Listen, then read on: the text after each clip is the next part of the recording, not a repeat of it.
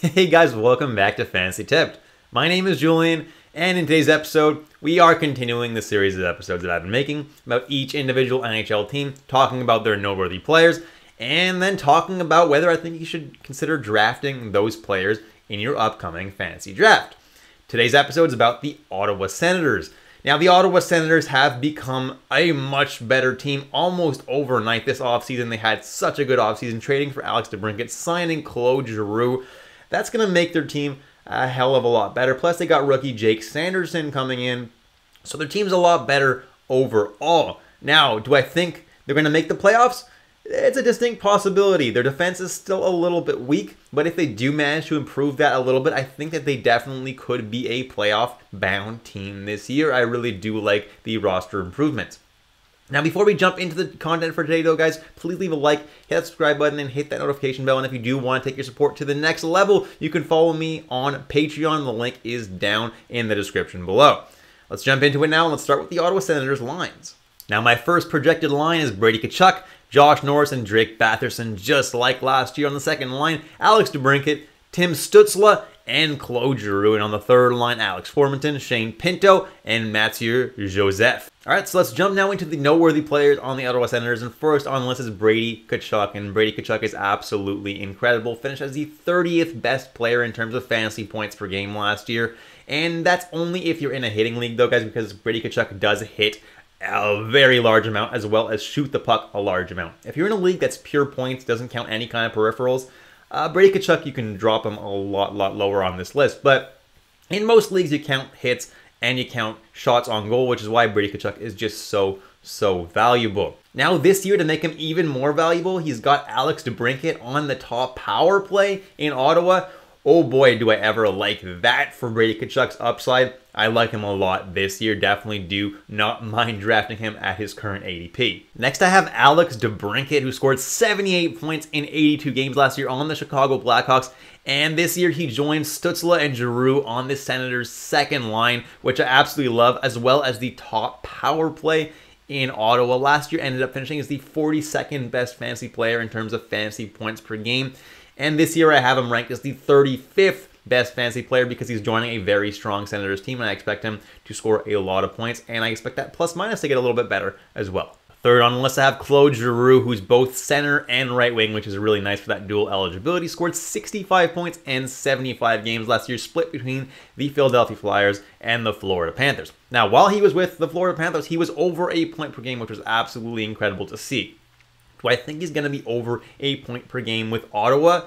Probably not, mostly because he's not going to be on that top power play, barring injuries, because they have already got Batherson, Norris, Tkachuk, and DeBrincat on that top power play, as well as Thomas Chabot as the defenseman on the top power play. So I don't think Giroux is going to be there unless there's an injury. So the upside is a little bit limited there. Last year, he finishes the 100th best player in terms of fantasy points per game.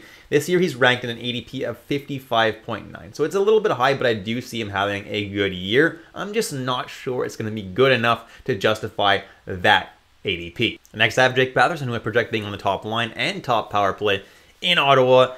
And if he's anything like last year, finishing as the 54th best fantasy player in terms of fantasy points per game, and he can stay healthy, oh boy, is he ever a steal at the ADP of 85.3. Definitely like Drake Batherson in fantasy this year. Next, I have Josh Norris, currently going at ADP of 90.6, scored 35 goals in 66 games, which is really good, but his shooting percentage was very high, as well as his on-ice shooting percentage was also quite high, so he's going to regress a little bit. So I definitely think he's still going to be a top 100 player. Plus, he's got DeBrincat joining that top power play, so that's definitely going to help him.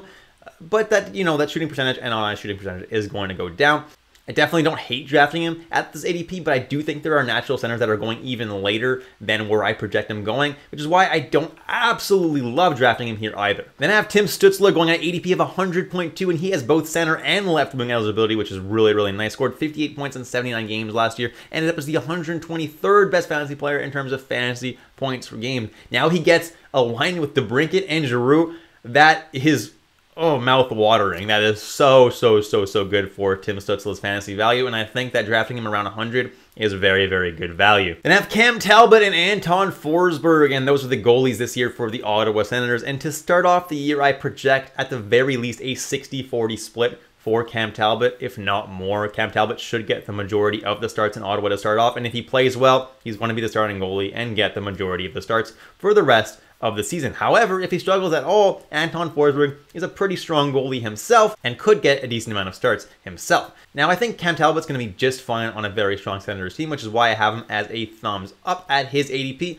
And Anton Forsberg, I have him as a so-so draft option because he's not going that much later than Cam Talbot in terms of ADP, and I think Cam Talbot is definitely the guy who's favored to get the majority of the starts, which is why Cam Talbot is the guy I would be drafting if I wanted a Senators goalie.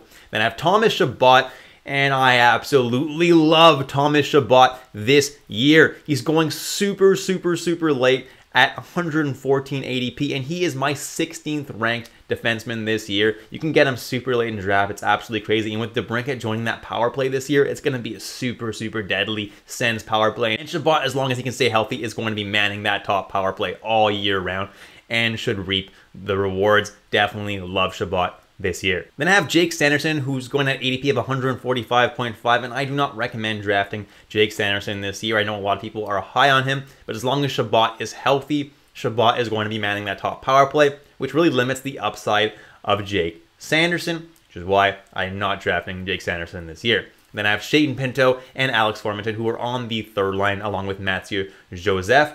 And because they're on a third line, I think their upside is a little bit limited. If there are any injuries at any point in the year and they move up the lineup, that's where they might have a little bit of value. You guys know that I absolutely love Shane Pinto, but as a third line center, I don't think he has that much fantasy value, unfortunately. And that's it, guys. Thank you so much for watching all the way through. Please leave a like, hit that subscribe button, and hit that notification bell. And if you do want to take your support to the next level, the link to my Patreon is down below.